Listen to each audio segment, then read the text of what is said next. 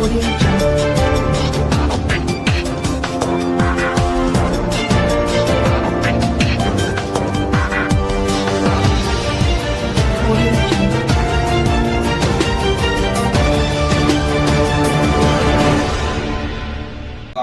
و تاجر برادری متفقہ طور پر FBR کی جانب سے جاری کردہ حالیہ SROs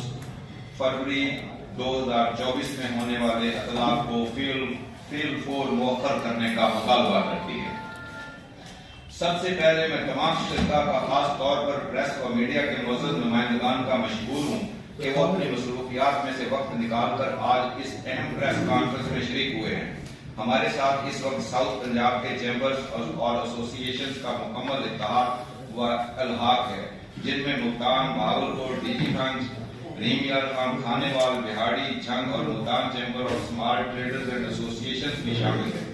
ہم متفقہ طور پر حکومت سے اپیل کرتے ہیں کہ FBR کی جانب سے حال ہی میں جو SROs جاری کیے گئے ہیں، ان کا اگلے ماہ اطلاق ایک جلد بازی میں اٹھایا جانے والا قدم ہے، جسے حکومت فیل فور مؤخر کرے کیونکہ یہ قابل عمل نہیں ہے۔ ان SROs کے اطلاق سے پہلے کاروباری و تاجر برادری اور متعلقہ سٹیک ہولڈرز کے ساتھ مشاورت ضروری ہے۔ FBR ایسے قوانین کے اطلاق سے اجتناب کرے جو قابل عمل نہ ہو اور موجودہ نظام سے مسابقت نہ رکھتے ہو۔ ایسے قوانین پر زبردستی عمل درآمد کروانے سے پورے ملک کے کاروباری حلقوں میں مزید افطری اور بے چینی پیدا ہوگی، جس کے نتیجے میں کاروباری بندش، ہڑتالیں اور بدل امنی پیدا ہونے کا خطرہ ہے۔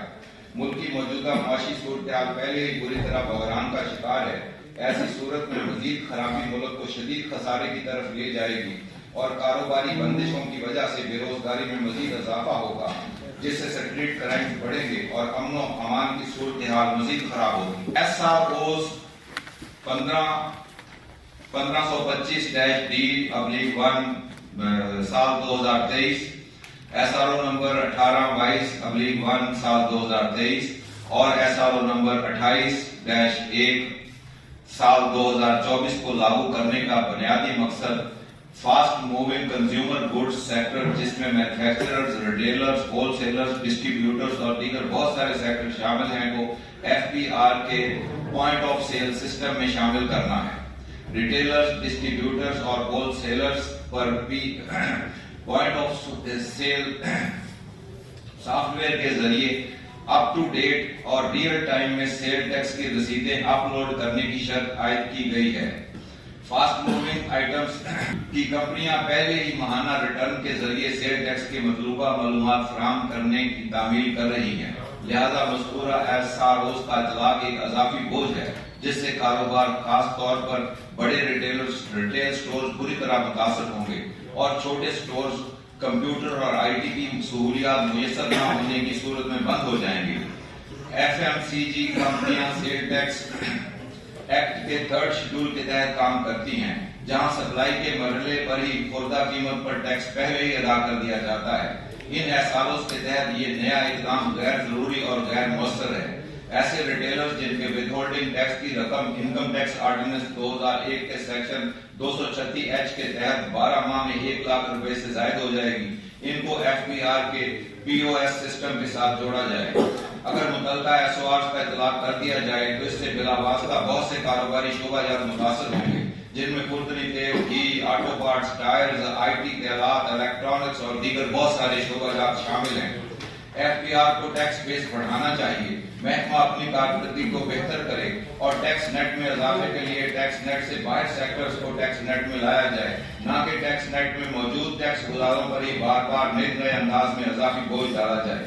غیر ضروری اور غیر فعال قوانین کا اطلاق نامناسب اقدام ہے، اس سے قومی خزانے میں اضافہ ممکن نہیں ہے اور یہ ٹیکس گزار پر اضافی بوجھ ضرور بنے گا۔ ہم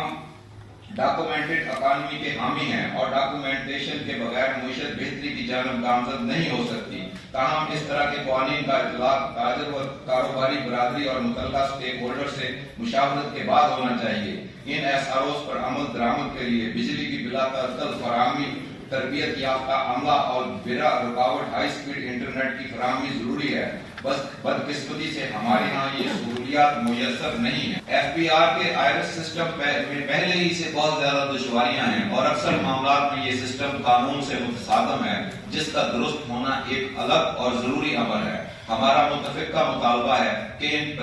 ایس آر اوز کا فروری 2024 میں کیا جانے والا اطلاق فوری طور پر مؤخر کیا جائے اور ان کو قابل عمل بنانے کے لیے آگہی مہم شروع کی جائے اور انہیں بتدریج لاگو کیا جائے. بہت